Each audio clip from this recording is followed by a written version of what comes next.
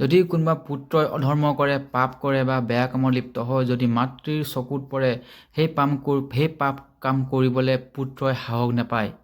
মহাভাৰতৰ কালত ধৃতৰাষ্ট্ৰই জন্মৰ পৰাই অন্ধ আছিল, কিন্তু গান্ধাৰী মাতৃ তেওঁ চকুত কাপোৰ বান্ধি অন্ধত্ব স্ব ইচ্ছাই স্বীকাৰ কৰি ল'লে। ইয়াৰ পৰিণাম স্বৰূপ তেওঁৰ এশ পুত্ৰ লালন পালন কৰাত এক বাধা হৈ পৰি লালন পালন কৰাত কোনো নাবাছিলে, কাৰণ মাতৃয়ে অন্ধত্ব স্বীকাৰ কৰি ল'লে। পুত্ৰ দুৰ্যোধনৰ মনত কেতিয়া ঈৰ্ষাৰ বিষ জন্ম ল'লে আৰু কেতিয়া এই ঈৰ্ষাৰ বিষ শকুনিয়ে বটবৃক্ষত পৰিণত কৰি দিলে। মাতৃৰ চকুত এয়া নপৰিল, কাৰণ মাতৃয়ে চকুত কাপোৰ বান্ধি থৈছে। পুত্ৰৰ কি হৈ আছে, পুত্ৰ কোন দিশে গতি কৰিছে, অধৰ্মৰ দিশত গতি কৰিছে, মাতৃৰ চকুত নপৰিল। যদি মাতৃ এবাৰ চকুত পৰাহেঁতেন, সেই দ্ৰৌপদীৰ বস্ত্ৰ হৰণৰ নিচিনা অধৰ্ম মহাপাপ পাপ কাম কৰিবলৈ সাহস নকৰিলেহেঁতেন।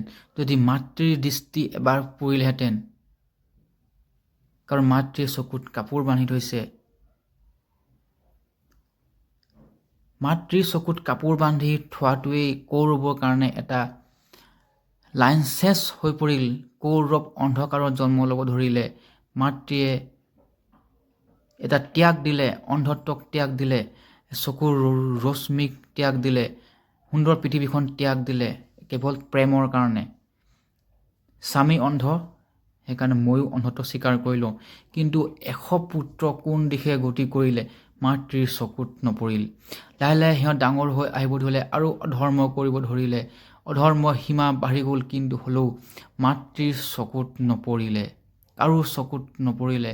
এসময়ত এই মাতৃয়ে অন্ধত্ব স্বীকাৰ কৰি লোৱাৰ কাৰণে 100 কৌৰৱ নিপাত হ'ল। মাতৃসকলে পুত্ৰৰ কৰা অধৰ্ম, পুত্ৰৰ কৰা কাম, পুত্ৰ মদ, ভাং, বিড়ি, চিগাৰেট, কিবা ড্ৰাগছ, কিবা লৈছে নেকি, কিবা বেয়া কামত লিপ্ত হৈছে নেকি, যদি সেই গান্ধাৰীৰ নিচিনাকৈ যদি চকুত কাপোৰ বান্ধি থৈছে, তেতিয়া সেই গান্ধাৰী 100 কৌৰৱৰ নিচিনাকৈ আপোনাৰ পুত্ৰও আপুনি হেৰুৱাব। কিন্তু সময় থাকোঁতে যদি পুত্ৰৰ বেয়া কামত যদি বাধা নিদিয়ে, তেন্তে সিহঁতৰ পৰিণাম সেই মহাভাৰতৰ যুদ্ধৰ নিচিনাকৈ অন্ত হ'ব এদিন।